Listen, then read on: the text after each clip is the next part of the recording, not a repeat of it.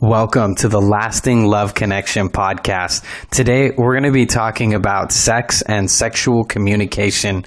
To do that, we've brought on sex educator, sex geek, author, speaker, just wild, zany, crazy guy, Reid. It's going to be a fantastic conversation. We're really going to delve into the taboo, the unspoken, and what should be spoken and what shouldn't be taboo. So without further ado, let's welcome Reid to the show. Before we jump into today's show, I want to give you a special opportunity. If you've ever thought about starting a podcast, right now's the time to do it. And I've actually created a program just for you to teach you how to start a podcast and land your ideal guests like Dr. John Gray, Dr. Harville Hendricks, Reid, Ariel Ford, Dr. Barbara DeAngelis, Boss Rutan. The list goes on. I want to teach you how to podcast. If this is something you've been thinking about, head on over to the Podcaster's Secret Weapon, and I'm going to teach you exactly how to do that. Hey, we're here with Reid Mihalko. It's so great to have you on the show. Welcome, Reid. Yay! Thanks Yay! Well, I want to just dive right in because you're the sex geek, right? So let's talk about sex. And one thing that's really important in the bedroom is communication. And if people are new to the realms of communication, it can be kind of awkward. And I would love to hear what you recommend about opening up communication in the bedroom. Yeah, I mean, it's the way to simplify this the most is that our ability to say what we're not saying, and this isn't just in the bedroom, but in life in general, your ability to be able to figure out what you're not saying, either because you're afraid or, whatever's, keeping you from speaking up, identifying it, being able to put it into words, like get it clear, and then being able to communicate that, especially to the people that you're in intimate relations with, that's a skill set that just transforms lives, period. Because we all grew up in a time and in cultures all over the planet where we're not supposed to be talking about stuff because we're supposed to not rock the boat or make people upset or ask for too much or be a burden, all these things that keep people from sharing. And then in a sex negative culture, that gets augmented and we end up not talking about the sex that we want or the adjustment that I wish you could make in bed because that thing that you think makes me feel great actually kind of annoys me. And over time, that ends up eroding the connection and the intimacy and starts building resentment in relationships and in sex lives. So the idea that, being able to figure out what you need to communicate and then have the courage to put it into words, that transforms sex lives too. Because we're not talking about sex for the most part in our culture, unless it's like pop culture and media. And then those conversations usually aren't really high quality conversations about, sexual empowerment and intimacy. And then what we end up doing is because we're afraid to talk about stuff and we don't know what to do, we turn to porn to try to get, role modeling for how to be better in bed. And porn's an entertainment medium, not an educational medium. And so people are picking up even worse cues in the bedroom because we don't talk about media literacy when it comes to porn. Well, isn't that the truth? Listening to you talk really reminds me of the interview that we had with Tristan Taormino and her whole conversation around sexuality and kind of the skewed perspectives we have around sex. And so, I know that early on for me, when I first began to have sex, it was a confusing experience for me because I didn't know how to talk about it. I didn't know how to say, wait, it's supposed to feel different, or, I want this and I don't want that. How can we get in touch with our desires and then be able to communicate that? What have you learned? Well, for me personally, I think there's kind of like two or three main things that are kind of going on all at the same time. One is a somatic practice. Like, can you actually slow down enough to be in your own body? And what are the things that you're doing on a daily or weekly basis to get better at being able to feel more. And that's tricky for people because, feeling more means your body or your emotional history wants to come up and be felt. And there's some stuff that, most of us have had crappy stuff happen to us in our lives. And we don't really want to feel that. We only want to feel the good stuff, which is kind of what leads to a lot of people self-medicating and using substances and certain activities to try to augment or shift their blood chemistry or their brain chemistry in a way where things are just euphoric. And it's really just an escape mechanism to try to not have to feel all the crappy stuff. And the irony is, if you want to feel greater amounts of ecstasy and pleasure and orgasmic pleasure, you actually practice feeling, which means you feel the crappier stuff in life too.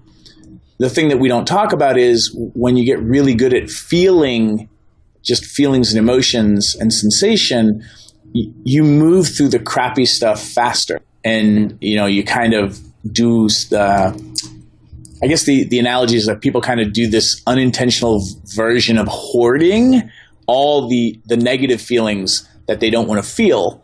And then your lives become very cramped and crowded. And if you could just feel all the crappy stuff and get rid of it, kind of the emotional version of feng shui, you would have so much more room in your life for the ecstasy, for the pleasure, for the orgasmicness of life. But we just don't approach it like that in this culture, or in a lot of cultures, in fact. It's interesting because as I'm hearing you talk, I'm thinking about women that I know that have incredibly difficult times having orgasms. And one of the things that, if I'm a listener listening to this, I'm noticing that we've started talking about sex right away, and yet none of it has really been about sex specifically. It's been about learning how to tune into your feelings, ask what's going on for you, become embodied. Have you found that this work also helps women and men who have difficult times being orgasmic or being aroused? Yeah, it does, because what ends up happening, that first stage that I was talking about when, can you just get in your body and practice feeling your feelings? When you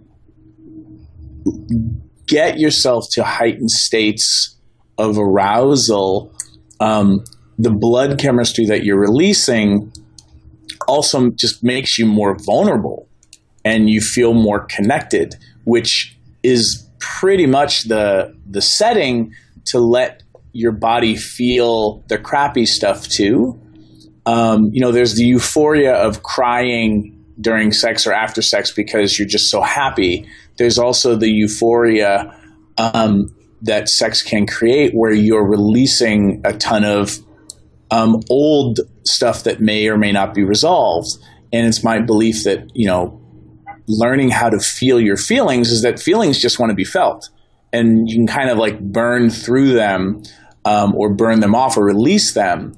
And you end up becoming, I think, a healthier and better person rather than devoting a lot of your energy to kind of moving this really heavy manhole cover lid over your pelvis so that you don't have to move all that energy around. The visual that comes to mind is like when you're cleaning a swimming pool for the new swim season, the water's going to get cloudy when you start dredging up that old stuff off the bottom of the pool. But the benefit is that when you do that cleaning process and moving sexual energy around and just being able to feel pleasure is, circulating a lot of the stuff, you can start pulling up that old crappy stuff from the bottom and get rid of it so that your pool is pristine. And then what ends up happening is, you also have the emotional capacity to deal with upset and negative things when they show up in your life, rather than stacking that stuff on top of these towering, piles of unfelt emotions, which can feel really explosive for a lot of people and feel really dangerous. And then your only alternative is to just practice feeling less and less. And that sucks in bed. as a practice. And I think that that's kind of where, for men and for women, we start really kind of closing off our abilities to feel anything. And then that limits arousal, limits orgasm, things like that. And then there's just a lot of emotional shame and blame and the sex negativism of culture that's kind of stacked on top of all that. So it's a complex situation from one perspective, but it's also a bunch of really simple things kind of stacked on top of each other. And if you can untangle them and deal with them, step by step, you can make tremendous progress. And, it's never too late to start learning how to feel more pleasure, have better sex, be a better communicator, and learn how to listen to other people's bodies in ways where then, the bedroom just becomes a playground. Oh, this is such an important piece because there's this opportunity, intimacy, and being in the bedroom calls us and invites us to slow down, to feel our bodies, to actually experience what is happening. And the thing about engaging sexually is that oftentimes if we do slow down enough, then those feelings come up and we start to experience all new sensations. And one thing that I know you talk about is boosting confidence in the bedroom. And one thing that I see a lot of people approaching sex from this perspective of, oh, I need to be sexy and alluring and like this very kind of surface level thing where you're just trying to like get a lot of stimulation and tantalizing, but then you miss the opportunity to drop in more and feel more. So I'm curious about, how do people have the confidence in the bedroom? What do you say about that? How do you have the confidence in the bedroom without approaching with, oh, I'm gonna just lay out my whole toolkit of all my techniques? Yeah. So in any learning process, and again, like for listeners, like this is all my opinion. Like if anything that I'm sharing, if it really resonates with you, then take it, integrate it, run with it. If there's anything that you're just sitting there listening, being like, my God, he's completely full of crap, and you disagree with it completely, don't use that tool or that perspective. Like, I'm not here to be like, I have figured out everything and you must obey. Like, because that's bullshit too. And as an expert. Well, I'm sorry. We have to go. We can't have you on the show if you don't have it all figured out. But this is the thing, right? I think this is a much larger topic, and this is the geek in me, right? We're moving into an era of self-discovery and self-expression. So the guru model of I have all the answers, I personally think is bullshit. What I think is we need to be, those of us who are, air quotes, I'm making air quotes right now, who are experts. Really what we're here to do is ideally we find the best tools out there, show you how to use these tools, at least the beginning versions, because you may come up with other ways of using these tools, and then set everyone loose to go build the lives and the sex lives that they want. So for me to give you a hammer and a screwdriver and say that you can only build a house that must look exactly like this or you are wrong is really just kind of copy and pasting old forms of control and models that like we find, for example, in organized religion. Not all of them, but a lot of them. So dogma, I have a very distasteful, kind of reaction to dogma. What I want is kind of like open source software kind of hacking and geeking out and playing. And, if I give you a soccer ball, you're not doing it wrong if you don't go play soccer. Like, go play with each other. I'm not attached to what you create for yourselves. And I think that evolution and what's evolved in relationships and in sex is, are you having the love life and the sex life that makes you happiest? You know, Reid, I want to jump in too, because what you're saying is really special to me. And that is one of the top reasons why when I saw your work, I knew I had to reach out and we had to get you on the show, because you're really doing a lot of work that's breakthrough. And you're helping people find different avenues for expression. And at no time have I ever heard you say, this is the way, or this is a better way. I've just heard you say, this is another way. And for some people, it's a better way. And for others, there isn't. And then what I love on top of that is that you've geeked out on different modalities and said, this one works for this one works for that, and you can blend them and you can play with them. You know, I want to let you continue. I just want to jump in there for the listener and tell you that if you come across Reid's work, that's one of the top things that you're going to get, and that's why we wanted him on the show. Thank you. And it kind of, you know, to bring it back to like biblical proportions, you know, because dogma had it. I think dogma had its place, and we've grown sufficiently as a species in some parts of the world where it's not about surviving in the same way that it was several hundred years ago, and we're moving into kind of thriving in a certain way. There's still a lot of work to be done. There, you know, sexism and racism and you know, all kinds of phobias and isms are still rampant all over the world. You know, so for me as a dork and a nerd, sex is one of the hardest things for people to talk about and to feel unashamed about. And so for me, in my life journey, kind of figuring out who I am and being able to reclaim and, you know, my agency and empower myself around the kind of sex and relationships I want, and to truly feel like I can love myself. Whatever your listeners are, whatever your self-expressions and whoever you want to date and whatever your fantasies are, if you can start to learn how to talk about these things and share them with the people that you want to explore these things with,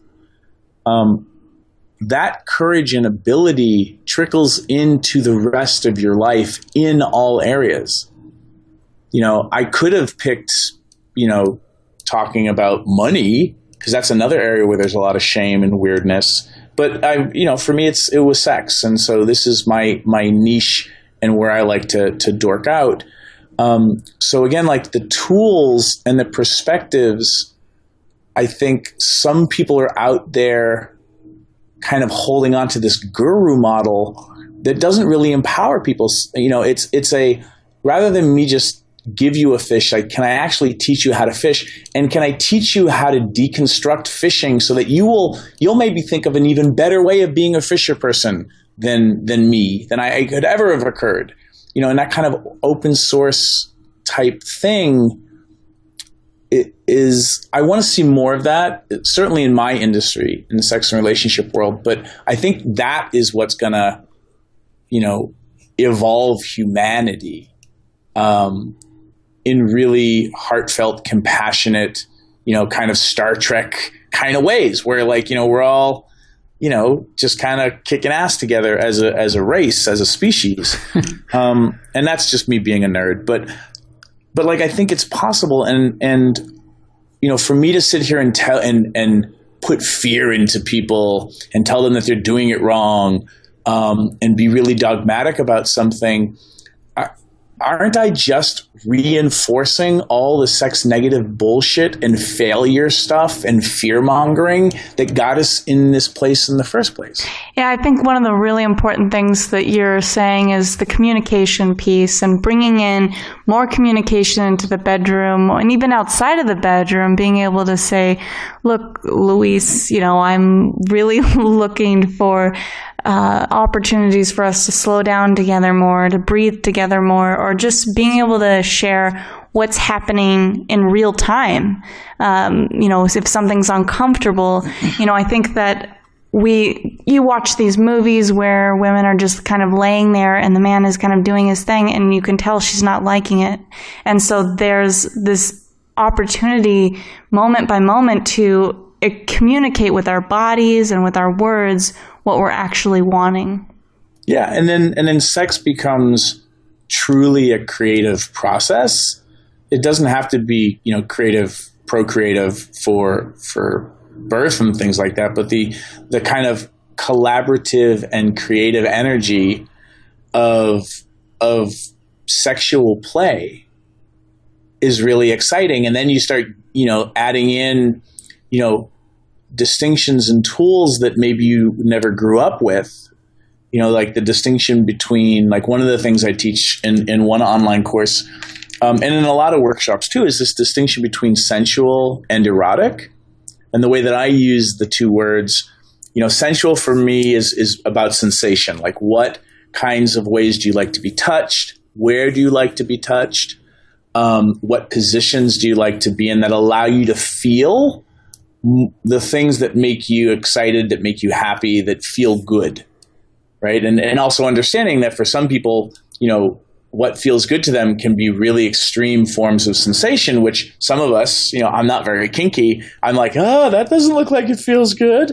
But for somebody else's nervous system, oh my goodness, that feels delightful. And then, so there's the sensual and then there's the erotic. Like, what are those things that turn your brain on? Is it the scene? Is it the setting? What are the thoughts that arouse you? And, so maybe, you like the sensation of being spanked or, having somebody go down on you. But if they're wearing a pirate costume, oh my goodness, it's turbocharged. How great to be spanked by a pirate. Or whatever it is. Like, for some of us in the sacred sexuality realm, what's erotic is the rose petals and the candles and, the incense and sitting in yab yum. And then you can access this whole idea of ritual as being, a way of anchoring certain states of mind and getting you into your groove. And so for me, as a geek, if it's the rose petals and the chanting that gets you into your groove and turns you on and opens you up so you can feel more things, I really don't think that's more evolved than, you like to be tied up and blindfolded, or, whatever that is for you. But if you don't start to break it down and realize, oh, there's the sensation here of that's working for me, and then there's the what's working for my brain. If you can start to separate those two, so that you can teach your lovers how to use them together, so that you yourself know more about yourself, and can teach your lovers and your play partners how to co-create with you.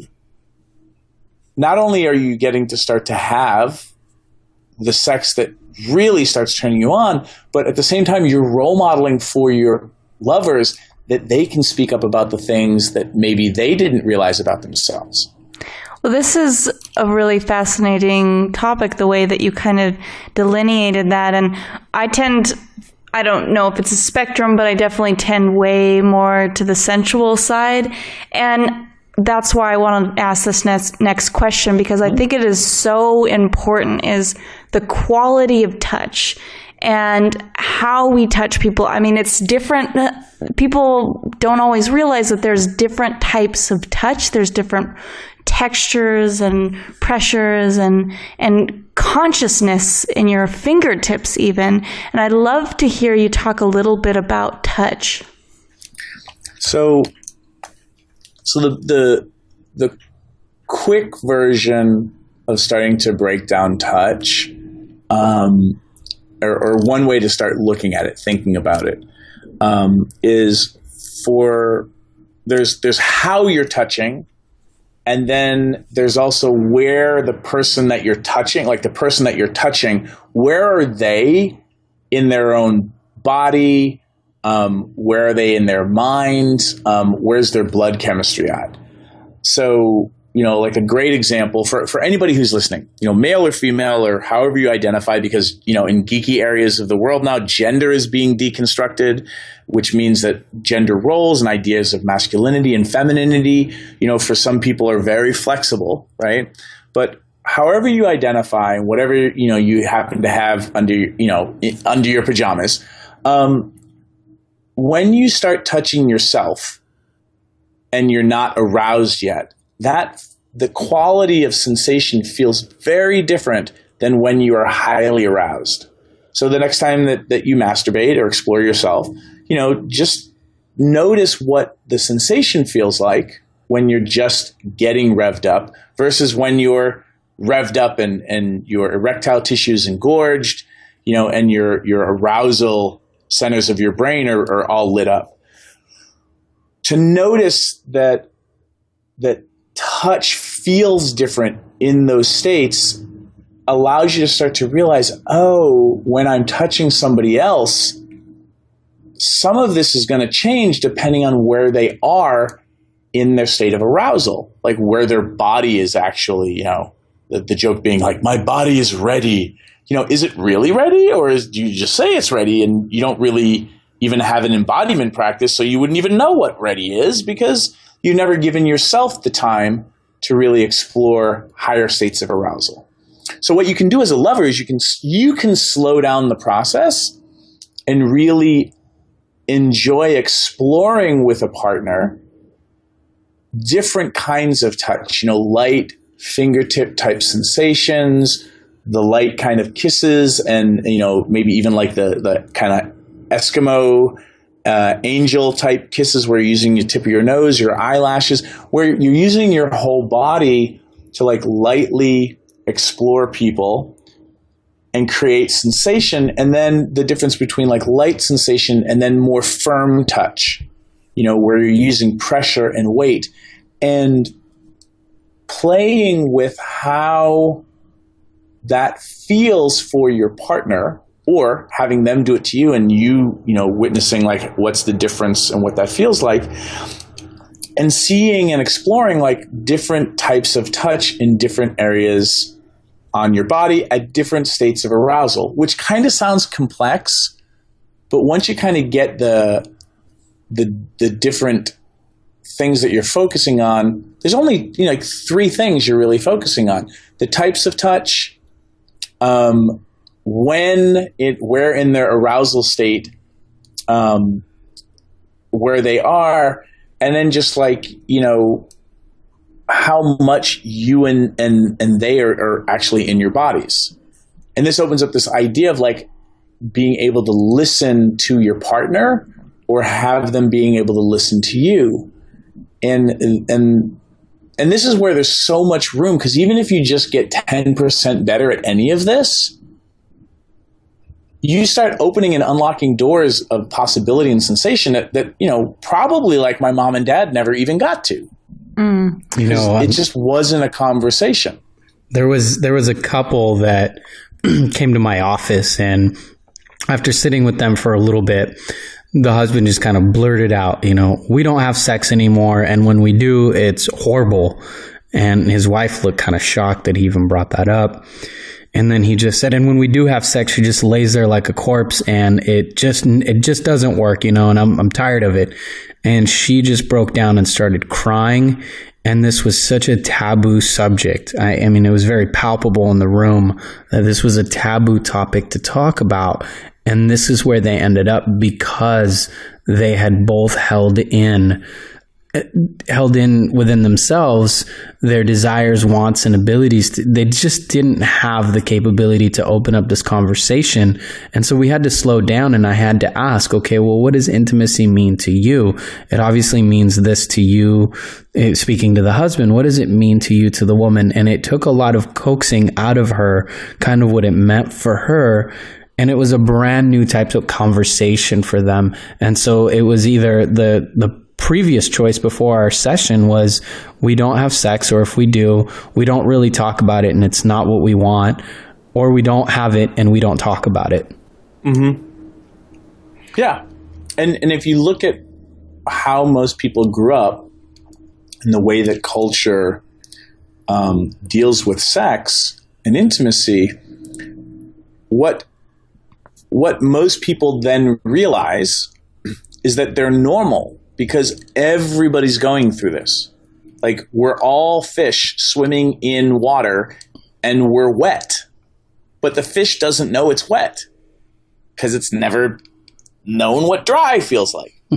So when you start to realize how we got here, you can start undoing it and start having the conversations. And we just need to be gentle with each other and patient, because at first it's going to be really hard to have a conversation, because how do you know what to talk about when you never even knew you could talk about it in the first place, and you didn't have the tools to even consider what some of the answers to these questions are?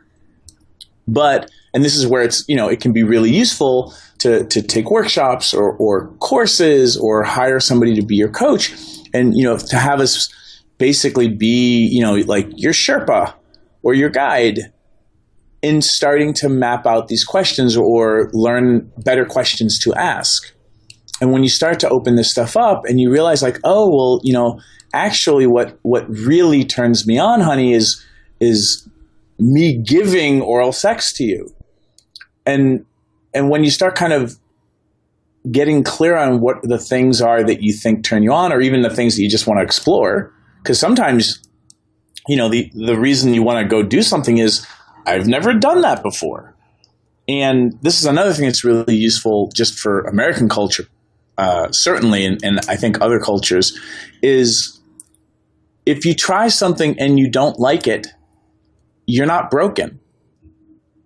You probably just don't like it. And that's a win. And we have this overachievingness that crept into the bedroom from American society, where if you don't like absolutely every kind of sex that there is, then somehow you're unevolved. And that's not the case. You're not unevolved. You're allowed to like the things you like, and you're allowed to not like the things you don't like. And you can be in a healthy relationship and like different things. And, the favorite thing for your partner might be the thing that you hate the most. And you can still have a relationship. There's lots of other crayons in the crayon box of sex. I think you're giving a lot of permission and freedom, because what you're saying is this opportunity to explore sexuality with a sense of curiosity, like an adventure, like a child would explore something new. And that way we can continue to approach sex from this space of discovery rather than formulaic. This is what happens after you do this, and then this is what you have to do to turn me on. When we can actually just discover what's needed in every moment, then we can tap into the deeper feelings that are there and what desires are actually coming through moment by moment. Yeah, and this is where it's tricky, where people teach sex from a very masculine, feminine place, men this, women that. It's not that it's wrong, it's just very incomplete now that we're moving into this new era. Because what ends up happening when you teach things from this kind of polarity, in a kind of David Data kind of way, can be problematic. It works really great for the people that it resonates for. However, what happens when, I personally get so, old that I can't get an erection? How do I fuck my wife into God then? In a culture that's very penis erection centric, and penis in vagina centric, I'd rather reframe sex in the way that you were mentioning, in this kind of, this is play and discovery and what feels good and what's possible right now, that, because things will shift. Maybe, like I injured my hip, a couple of years ago. And so certain sexual positions that were really fun for me were kind of impossible for a while I was healing. Does that mean I was a failure at sex? And do I have the mental flexibility and the understanding of what feels good for me and also what doesn't feel good to be able to take care of my body and still be able to play and explore. Because when you come from those perspectives, then you can role model that our bodies will change over time. Our preferences will change over time. Things that turned us on when 10 years ago may be like meh, 10 years from now. And I think that this is where we're really kind of getting into this conversation about, allowing your sex life to be alive and to shift and to grow. And, and the analogy that pops into my head right now is like it seems normal that you wouldn't treat like a 2-year-old you expect to change as they grow. And you're not going to continue treating them like a 2-year-old. So like, how about we have that kind of flexibility and that openness and that kind of approach to our bodies and our sex lives and how we make love and how we explore. And to me, that seems a lot more inspiring. It might feel daunting, but it only feels daunting because no one showed you the tools yet. Once I show you how to use a hammer and a screwdriver and a saw, go build the sex life that you want. And, and hopefully build it with somebody who enjoys building a sex life too. Because there are going to be people out there who kind of like sex isn't going to be their thing. And that's okay as well. We have too much shame and too much judgment around certainly around sex and intimacy. And I would like to see that shift. I love how the beginning of this conversation, though it was about sex, really the beginning of the conversation was let's learn how to express ourselves and get in touch with our desires. Mm-hmm. And what is the channel to do so? Let's get in touch with our bodies, feel it, and then notice what's there for us. And then because we've learned how to say, hey, what feels good to me, and ask those questions and then kind of play around with that, then learning how to say that to our partner. And it's funny because we can talk about sex, but we can also apply this to any area in our relationships. We can talk about money. What feels good to you? What works for you? Where do you have some hidden shame around that and how you do that too? So it's such a larger thing that we're talking about. And when you were talking about this, some of the boxes that we can get locked into, I know that when I came across David Data's work, and it was a very short amount of time that I spent in it, literally just a few YouTube videos. I was like, oh, masculine and feminine. That's the answer. That's why I'm having problems. I've got to be more masculine. And I tried that, right? And it just didn't work for me because I'm generally more of like kind of a soft, centered, sensitive male. And then the funny thing is when I went back to, okay, what feels good to me? What's natural for me? Where do I shine? Oh, I shine being the guy who's sensitive and who likes expressing his feelings.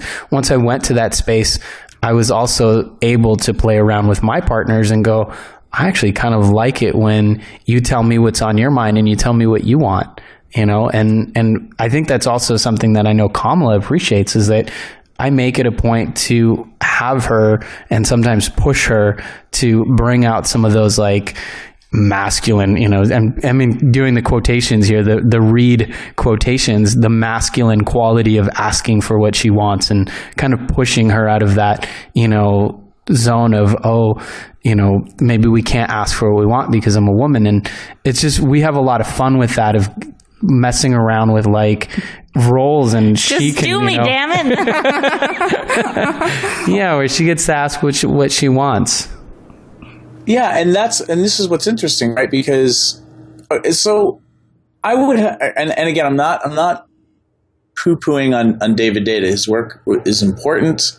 Everybody's work's important, but it's all part of a bigger soup of the dynamics of relating.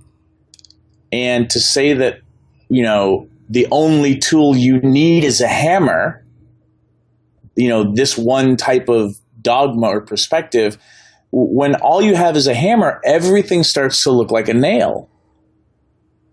And I'm much more interested in teaching people here are the best tools, the most useful tools that seem to be helping the most, and what are the essential tools you need to create healthy, thriving relationships, and then go and give people the permission to go and run and create. And for me, it's so much of it comes down to communication and being able to use your words, because in a culture that was silenced around sex and sensual self-expression, words are very, very powerful. Very powerful. They're very powerful for combating shame. They're very powerful for those of you listeners who are woo-woo, for manifesting and creating and opening containers and things like that. We could debate, but for the most part, as a reductive statement, silence is only really good for being a good listener. But silence never really helped anybody be more empowered when it came to their sexuality. So using your words and being able to communicate. Yeah. I had the opportunity when I was in college to travel to France and study postmodernism art. And there's a famous artist named Deschamps who took a pipe and flipped it upside down, took a picture and wrote the words underneath it, "Is it a pipe?" It's an incredibly famous piece of artwork. And what that time period and Deschamps is famous for is taking things and then asking questions and saying, well, why can't that be artwork? Why can't that experience be considered an artistic experience? Why can't we play with this in a new way? So many great things happen because of that type of questioning. And here we have a dialogue that is very similar to that. We've been asking, is it a pipe? Does it have to be used in that way? Just because you've been taught this way, is it the way that works for you? And what would it be like to ask new questions? Mm-hmm. I'm curious, what is it that you want to... Of course, there's the obvious dick joke in the pipe. Well, maybe that's post-production. We can add something in there. What is one last thing that you'd like to leave our audience with? This is an ongoing journey, and you're going to get better at all these things. There are resources out there, especially around skill sets, so that you can understand people's bodies, you can understand your own body, you can understand arousal, and you can feel more confident about certain kinds of sex that you might want to explore, or the ones that you already enjoy. You can always get better at things. And that confidence will lead to a higher level of competency, which then creates what we talk about in psychology as the confidence-competence loop. And then as you learn new things and kind of get over your learning curve hump, where the anxiety of tracking all this new information and am I doing it right and this and that, eventually that stuff starts to fade away. And then you're just kind of being able to riff and play with people with these new skills. So if people are interested in that stuff, they can go to readaboutsex.com, which is REID aboutsex.com. There's a bunch of different things if they click on the store for different programs and online courses. There's lots of free videos that they can sign up for. And if people are interested in better communication tools and the beginnings of learning how to get better at sex, but through the doorway of intimacy and connected communication, then they can also go to relationship10x.com and sign up for some free videos that I will geek out with them on. And then I'll invite them after they get a taste of how I teach to sign up for an online course if that's something that they like. Great. You've been here with the Lasting Love Connection podcast. We've been here with Reid Mahako talking about communication in the bedroom, how to feel more, and even talking about quality of touch and how to incorporate more touch into our sex lives. This has been an incredible conversation. You'll learn more about all the resources we talked to you about today at lastingloveconnection.com. Thanks so much, Reid.